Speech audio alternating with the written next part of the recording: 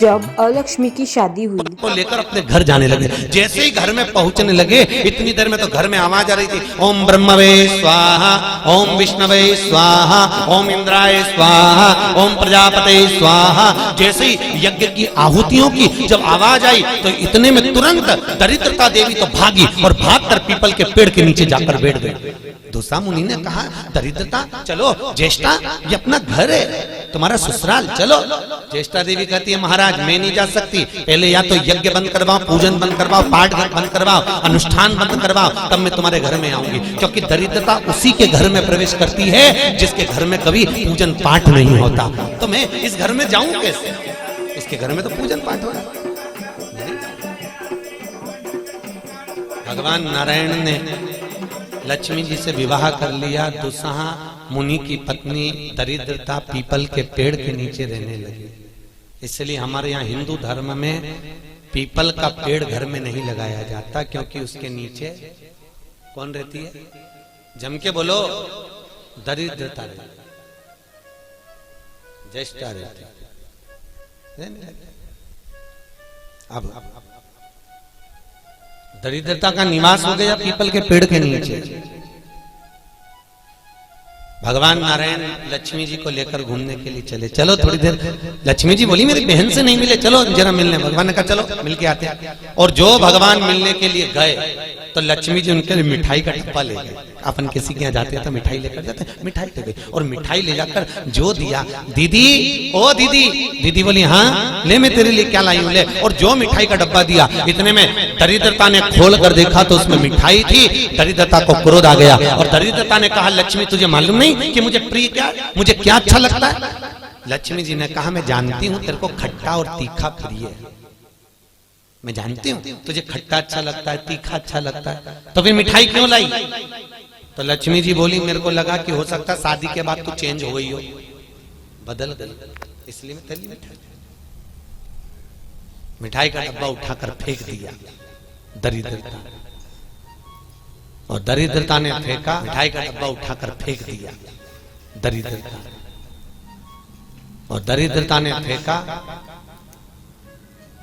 भगवान नारायण देख रहे थे। लक्ष्मी जी ने कहा चलें। भगवान विष्णु के चलो। ये दरिद्रता को खट्टा और तीखा प्रिय है और लक्ष्मी को जम के तो बोलो मीठा। इसलिए हमारे हिंदू धर्म की रीति है, आज भी दुकान के बाहर, घर के बाहर नींबू मिर्ची टांगी जाती है, मिठाई रसगुल्ले नहीं। क्या टांगते हैं? नींबू मिर्ची। और मिठाई कहां रखी जाती है? घर के अंदर।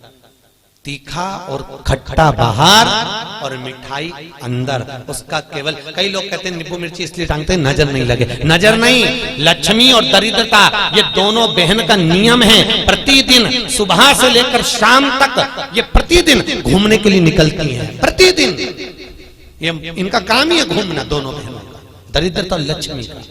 जब इनको भूख लगती है तो दोनों घर में प्रवेश करना चाहती हैं, और जैसे ही घर में प्रवेश करना चाहती हैं तो जिसके जैसी दोनों चलती हैं तो इतने में दरिद्रता देख लेती है कि मेरा भोजन तो बाहर ही टंगा है, तो दरिद्रता खाकर बाहर की बाहर चली जाती है और लक्ष्मी मिठाई के चक्कर में अंदर प्रवेश कर जाती है। लक्ष्मी इसलिए आज भी नींबू और मिर्ची हमारे यहाँ शास्त्र रीति है महाराज। 4 चीजें बेटी की विदाई में नहीं देते। कितनी चीजें? 4। पहली झाड़ू, क्या? झाड़ू। दूसरे नंबर पर चलनी, आटा छानने की चलनी।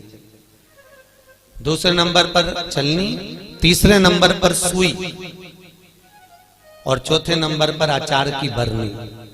बेटी की विदाई में नहीं दी जाती।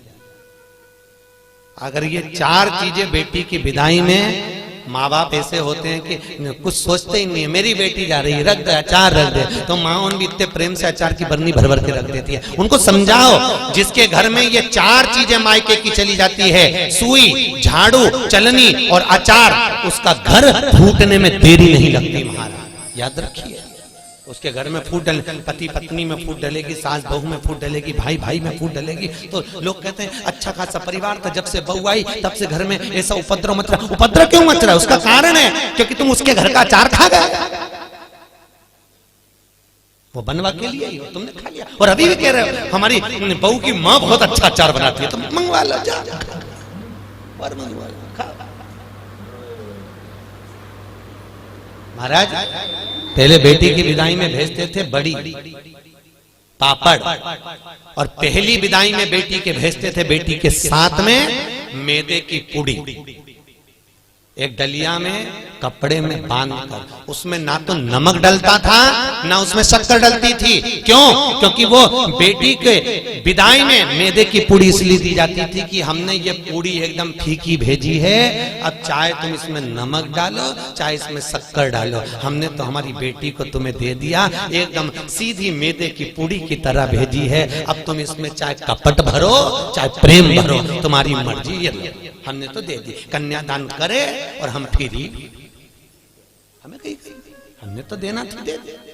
इसलिए बेटी के साथ में मैदे की पूड़ी भेजी जाती है। मैदे की क्या बोलते हैं उसको, खाजा बोलते हैं, बड़े बड़े